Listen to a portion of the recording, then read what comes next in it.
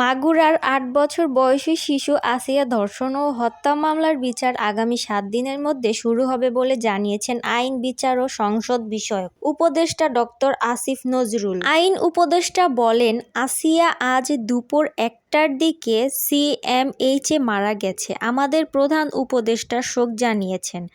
আমরা সবাই শোকার্ত। এর মধ্যে আমাদের দায়িত্ব পালন করতে হবে। আসিফ নজরুল বলেন, আমরা আজকেই পোস্টমর্টেমে প্রতিবেদন নেওয়ার ব্যবস্থা করেছি। আসিয়ার মরদেহ দাফনের জন্য হেলিকপ্টারে মাগুরায় নিয়ে যাওয়া হবে।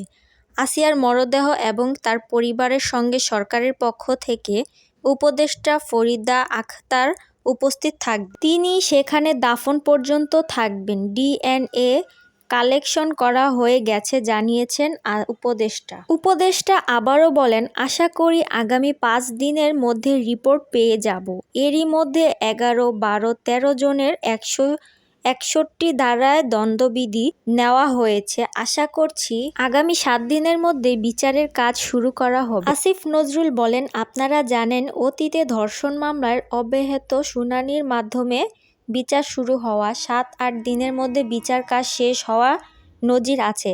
আমরা যদি ৭ দিনের মধ্যে বিচার কাজ শুরু করতে পারি, আমাদের বিচারকরা সর্বোচ্চ দ্রুততার সঙ্গে ন্যায় বিচার নিশ্চিত করে বিচার করতে পারবেন। কারণ এখানে পারিপার্শ্বিক এত সাক্ষ্য রয়েছে যে ডিএনএ টেস্ট পাওয়া যাবে, পোস্টমর্টেম রিপোর্ট পাওয়া যাবে। ফলে আমরা আশা করছি খুব দ্রুত সময়ে এই মামলার বিচার হবে। ইনশাল্লাহ দোষী হলে দৃষ্টান্তমূলক শাস্তি হবে। শিশু আসিয়ার জানাজায় অংশ নিতে মাগুরায় পৌঁছিয়েছেন বাংলাদেশের খেলাফত মজলিসের আমির মাওলানা মামুনুল হক, জাতীয় গণতান্ত্রিক পার্টির এনসিপি মুখ্য সংগঠন দক্ষিণাঞ্চলে হাসনাত আব্দুল ও সংগঠক উত্তরাঞ্চলে সার্জিস আলম।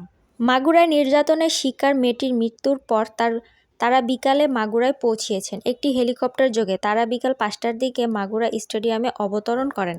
সন্ধ্যা ৭টায় মাগুরার নোমানী ময়দানে আসিয়ার জানাজা অনুষ্ঠিত হওয়ার কথা রয়েছে।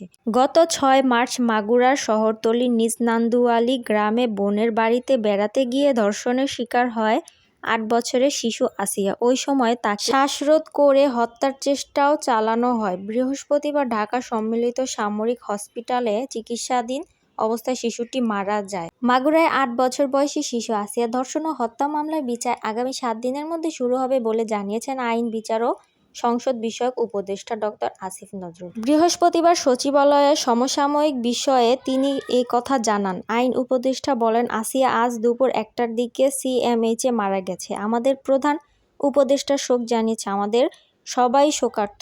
এর মধ্যে আমরা দায়িত্ব পালন করতে হবেই।